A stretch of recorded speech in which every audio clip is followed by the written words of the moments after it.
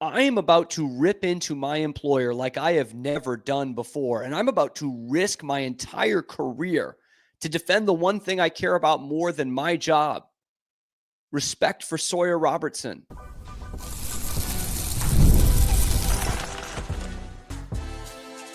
You are Locked On Baylor, your daily podcast on the Baylor Bears.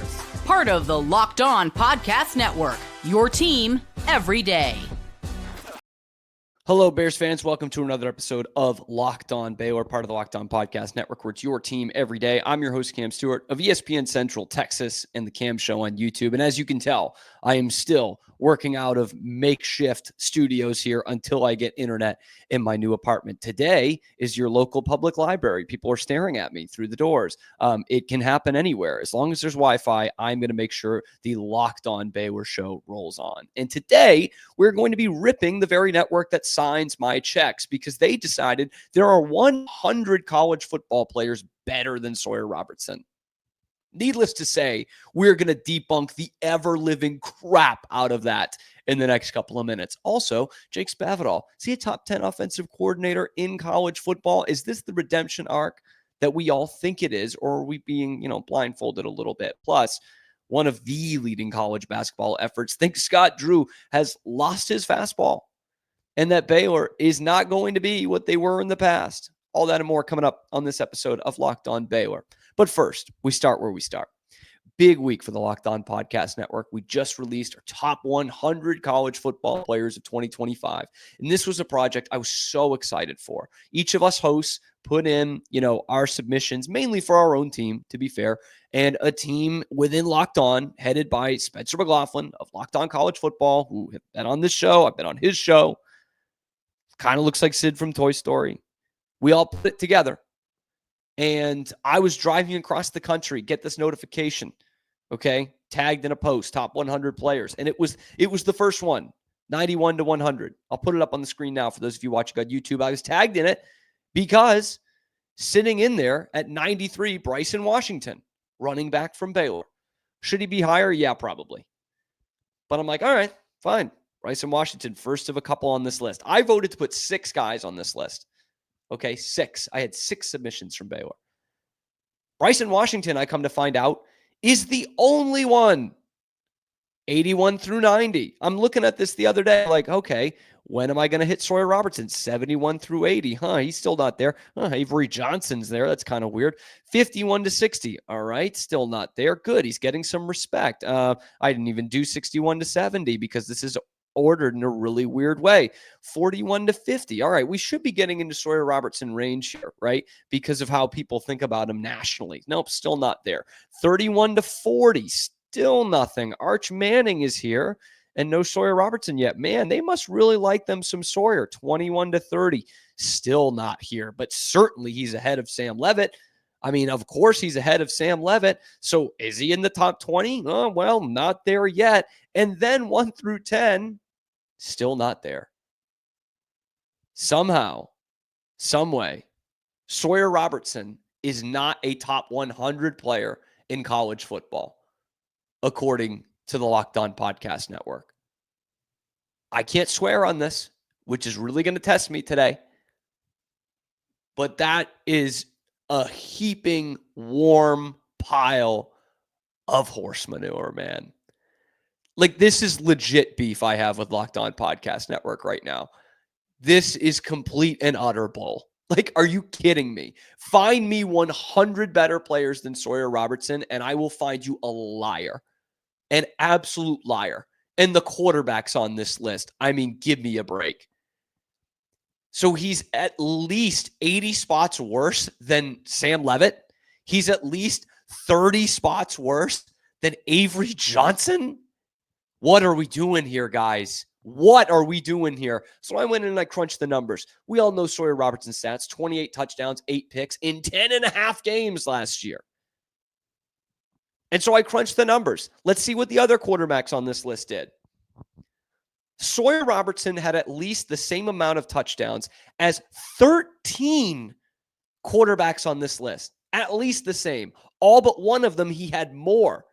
The only guy he was even at with 28 touchdown passes was Carson Beck. And Carson Beck threw 4 more picks. And oh yeah, speaking of that, five quarterbacks on this list had fewer touchdowns and more interceptions, including one of those guys in the top 20.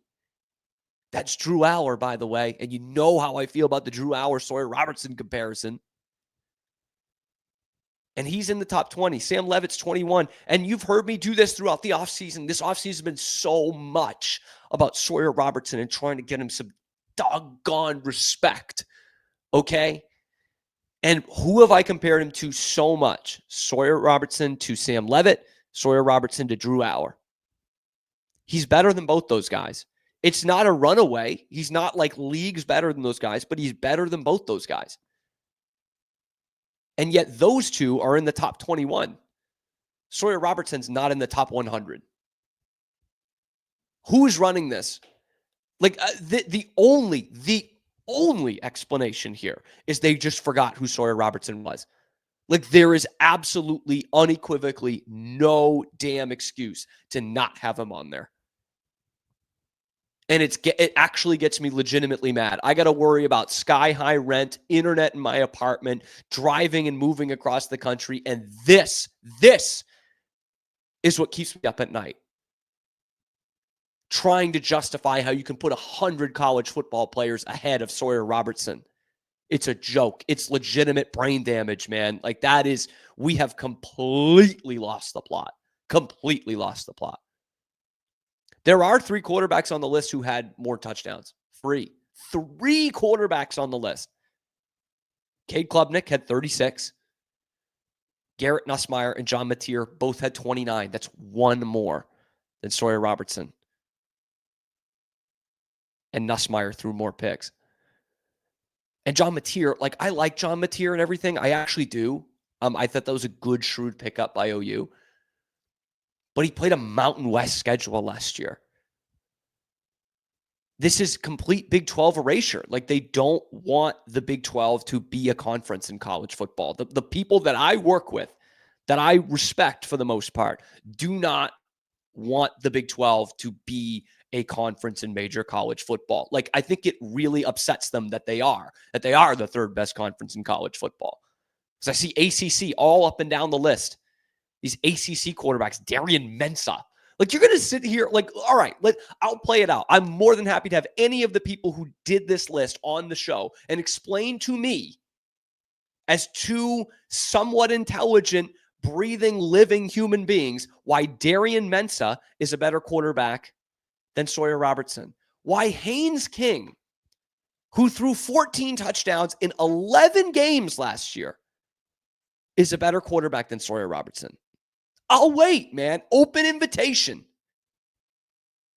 If you can even put 2 sentences together, because I'm starting to believe that's not true when reading this list. DJ Lagway, 24th on the list. Promising young player. Baylor legacy. Would love to have him with the Bears. 12 touchdowns and 9 picks last year. Less than half the touchdowns thrown by Sawyer Robertson and more picks. And he's 24th. Arch Manning played like 2.5 games last year. He's 31st. Sawyer Robertson is at least 101st.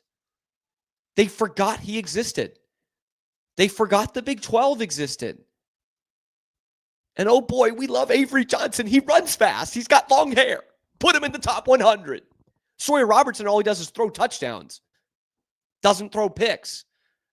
Wins football games. That's not good enough. That's not good enough. You got to have long hair too. You got to run a little bit. You got to be Fernando Mendoza, man. Like, I don't know where this is coming from. Mendoza and Mensah. Haynes King. We just love these guys now. And Sawyer Robertson is sitting on the outside looking in. 2 weeks ago, we broke down how we could legitimately get to Heisman numbers this year. And Spencer McLaughlin and the Locked On Podcast Network doesn't think he's a top 100 player in college football. Make it make sense. Somebody help me. Because clearly I need it.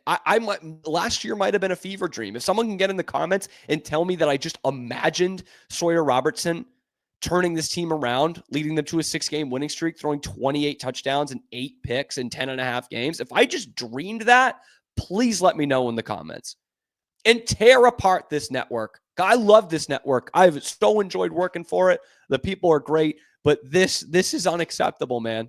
This is unacceptable.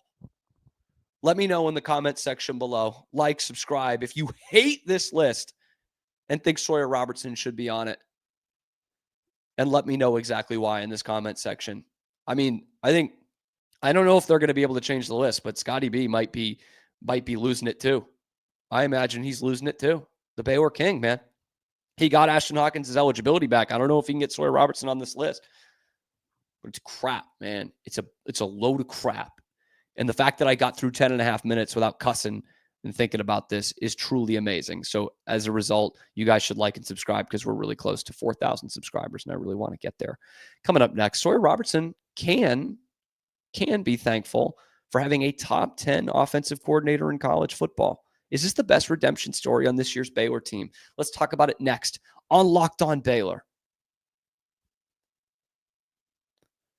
But first, today's episode is brought to you by our friends over at Monarch Money. Okay, you ever look at that bank account and think, boy, I wish I had some more money. Wish managing your money felt easier? I know I think that a lot. With Monarch Money, it can be easier. Whether you're growing your savings or planning a big purchase, Monarch puts you in the driver's seat. It's like having your own personal CFO. It gives you full visibility and control over your finances. Monarch Money is more than just a budgeting app. It's a complete financial command center. You can track all your accounts, investments, and spending in one place. So in addition to managing your money, you're also building wealth. What I love about it is you can kind of track all your shared and personal accounts all in the same place. Everything else in our lives, you got to get like 6 different subscriptions and duo authentication and all this stuff. Monarch Money, it's one place. It's one account to see all your accounts. So take control of your finances with Monarch Money. Use the code LOCKEDONCollege at monarchmoney.com for 50% off your first year. That's monarchmoney.com, code LOCKEDON, COLLEGE, for half off your first year. I'm still getting over it. I mean, I'm not over it. I know a lot of you fans are saying like about Baylor's hype in general. You're saying like, oh, well, I don't want them to have respect. I don't want them to have hype. We do our best and we don't have hype. I totally get that. My job on this podcast is to go through the hype and the expectations. And like, that's the job. Okay. We're talking about the expectations of where Baylor should be and looking at these rankings and crapping all over them. And I shouldn't get worked up about this. But like this is the battle we're fighting here. Sawyer Robertson is the best quarterback in the Big 12. And these people think he's not a top 100 quarterback in college football, not a top 100 player in college football. It just doesn't make sense. And I'm glad Bryson's on the list, by the way. I should mention that again. Bryson Washington deserves to be on this list. In fact, again, I think he should be a little bit higher.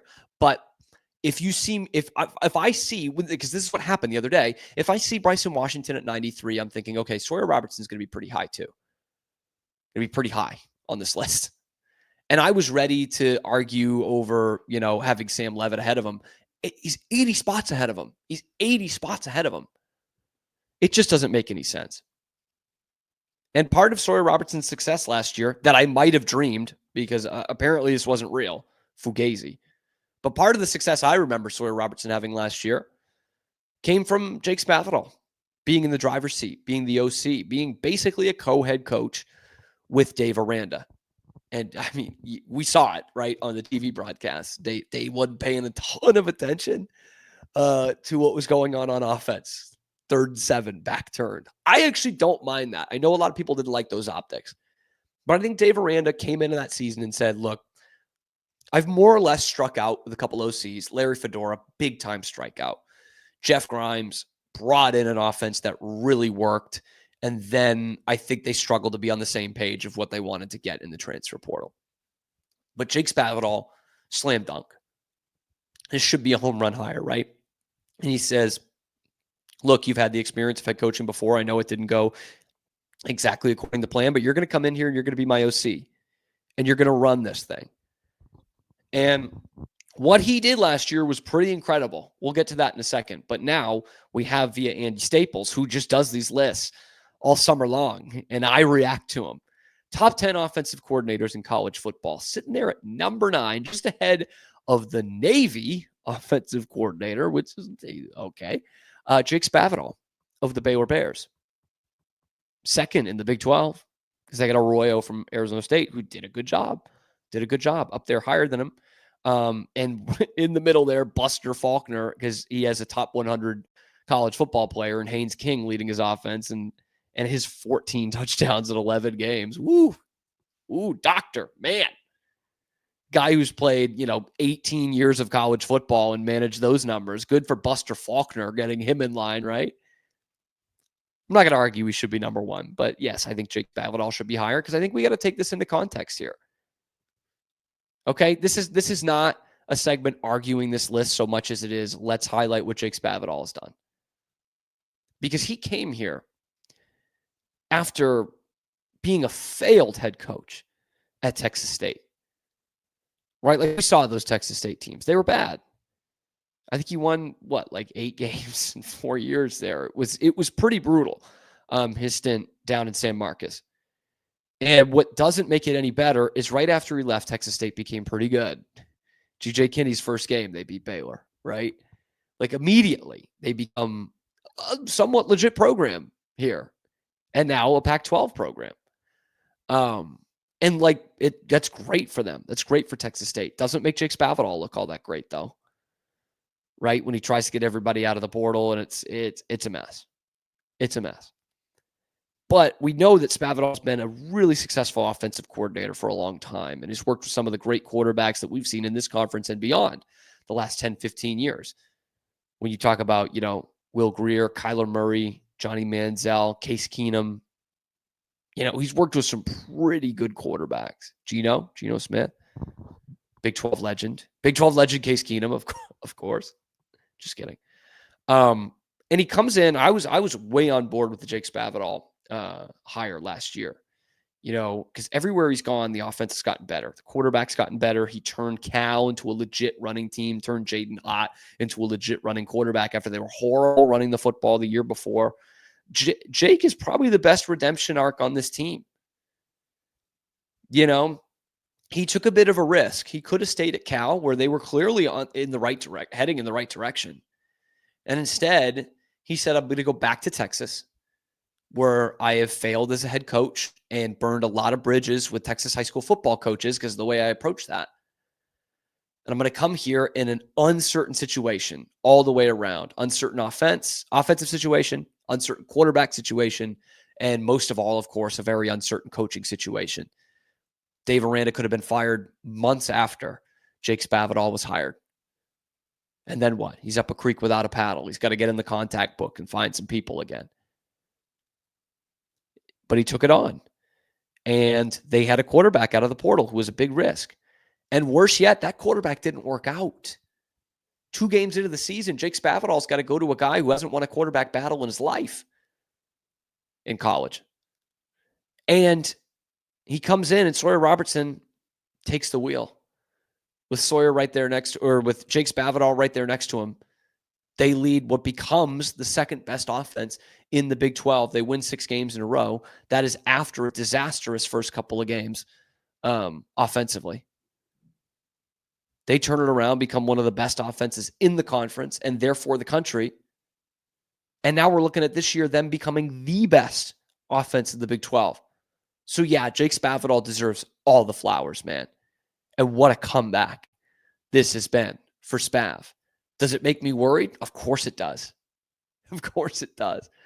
I was surprised there wasn't more buzz around him this year. There might have been. They might have given him a raise. We don't know. But I think there's going to be all kinds of vultures in for Jake Spavital at the end of the season when Baylor's averaging 36 points a game. And what's going to make it all the more impressive, what he can show to maybe bump up his price to suitors, is he can show the Locked On Podcast Network top 100. And he can say, look, I did all this without a top 100 player at quarterback. Josh Cameron's going to have 1,000 yards and a billion touchdowns. And he's going to be like, look, not even a top 100 player. Because, by the way, Josh Cameron should have been a top 100 player too. Let's not get that twisted. But what a story so far for Jake Spavital, man. And if this year is the last of it, He will have left Baylor in a much better situation than he found it. Let me know what you guys think in the comment section below. Is he a top 10 offensive coordinator? Is he the best story on this team? We'll actually look at that either this week or next week. We'll look at some of the great redemption arcs coming up in 2025. So let me know what you think in the comment section below. Like, subscribe, help us get to 4,000 subscribers. We're not done just yet. We got to talk a little basketball because one of the leading experts who you've seen the t-shirts and the tweets from is maybe calling out Baylor, maybe saying their days of being able to win the Big 12 are over. That's coming up next on Locked On Baylor. But first, we have a word from our sponsor over at 5 Hour Energy. You guys know how much I have needed this the last couple of weeks. I know you guys are going to need it with the kids going back to school, but we're also still smacking golf season, right? It is time to fuel it up and turn it up with 5 Hour Energy Transfusion. It brings the bold grape, ginger, and lime flavor of your favorite golf drink minus the alcohol into a quick, energizing shot. So whether you're sinking birdies or just making memories with friends, this one's a hole-in-one for your energy game. Let's be honest. Some days on the course or off it, you're just going to need that extra boost. Okay, you're going to need it on Sundays at the course. You're going to need it on Saturdays watching college football all day. All right, we know that is the case. So if you go to 5hourenergy.com today, that's the number 5, hourenergy.com. You can use my promo code LOCKEDONGOLF to receive 20% off your order. This offer is only valid until September 30th on one order and cannot be used with other promotions. This code is not good on subscription orders. Once again, that's code LOCKEDONGOLF to receive 20% off your order. So whether you're meeting up with friends or trying to turn 18 holes into 36, get the energizing boost you need to power through. Order transfusion-flavored 5-hour energy shots today. All right, last segment here, looking at basketball, which we did in depth on Friday. If you missed that episode, I know a lot of people miss them on Friday. I crossed over with Andy Patton of Locked On College Basketball, and Andy knows this sport inside and out. So check that out. We kind of go through the entire roster for Baylor and get some of his thoughts. He actually threw out some bold predictions in there about some of the transfers that Baylor got through the door. Speaking of analysts who know college basketball inside and out, we all love John Rothstein, right? He's quirky. He's funny. He's got all these tweets, Scott Drew evolution, tete-a-tete with Rico Bosco, all these rules about pizza and, all the stupid crap, okay? It's a little tiring, but everybody loves John Rothstein, and John Rothstein knows everything there is to know about college basketball. And in fact, he was one of the early ones, I would say, on the Big 12 being the best conference in college basketball. He was on that 10 years ago when that transition was being made, and he was correct. And he was early on kind of the Scott Drew thing, becoming the elite program Baylor was about to become. And now he's down on Baylor. He's down on Kansas. He's up on the rest of the Big 12. Here's what Rothstein had to say about the supremacy of Kansas and Baylor being done. We have a changing of the guard in the Big 12 conference because for years, and other people took a seat at the table from time to time, but for a long time, Kansas and Baylor were 1 and 1A in this conference with Bill Self, with Scott Drew. I'm going to go through my Big 12 preseason power rankings here in just a second, but I'll tell you this, Kansas and Baylor are not picked in the top 5. Kansas is coming off the worst 2 years that it's ever had under Bill Self, who is a Hall of Fame coach who has won multiple national championships. Baylor, has not been to the second weekend of the NCAA tournament since it won a national championship in 2021. And Baylor is going to be also in a situation where it is replacing its entire team from a year ago. That's right. Baylor didn't just lose Rob Wright. Baylor lost everybody of significance from last season. It is a complete rebuild in Waco. The league has changed with Houston, Texas Tech, and BYU. These additions, with realignment a couple years ago, have completely reshaped the makeup of the Big 12 conference. Baylor. I wonder what he thinks about Baylor, though. I heard a lot about Baylor, my people in the Northeast, by the way.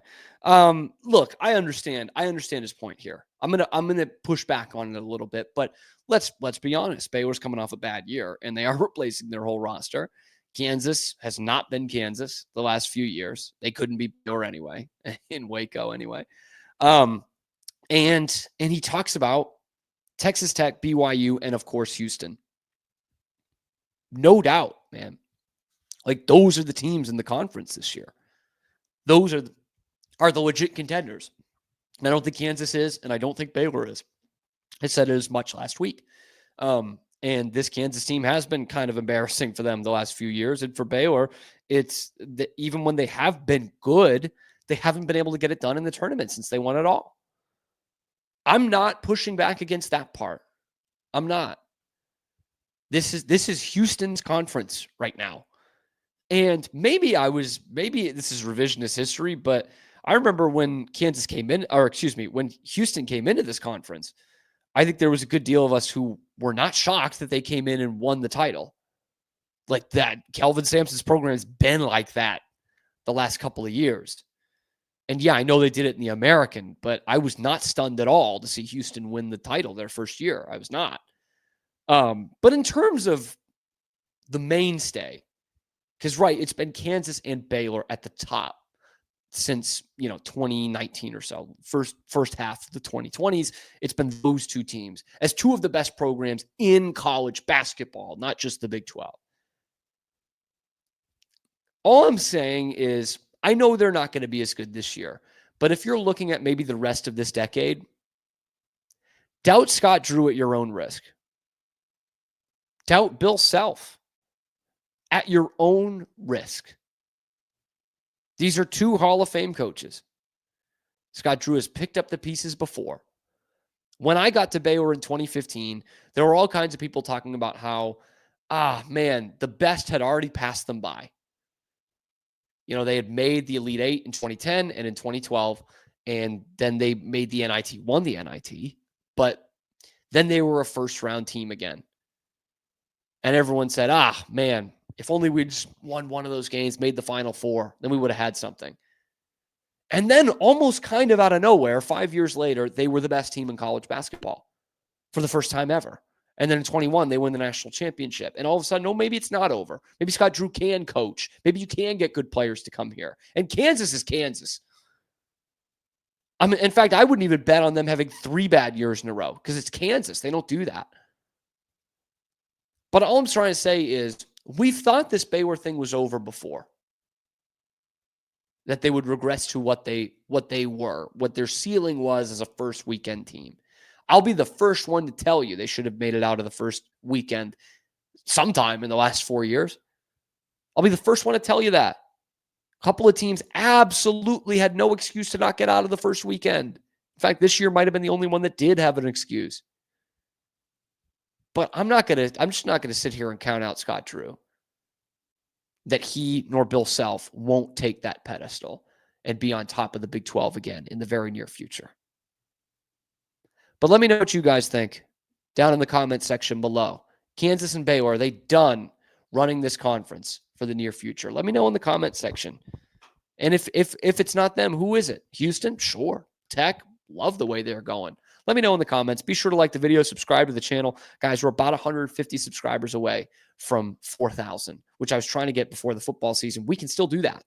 Okay? We have got, 3.5 weeks here? Am I doing that? 4 weeks here until we have college football on the Brazos. 3.5 weeks. So get involved, like, subscribe if you haven't already. Tell your friends to like and subscribe. We're the only place that's talking nothing but Baylor athletics every weekday. That's not coming directly from the university, and we're damn proud of that. So thank you for making it your first listen today and every day, and we will see you tomorrow on another episode of Locked On Baylor.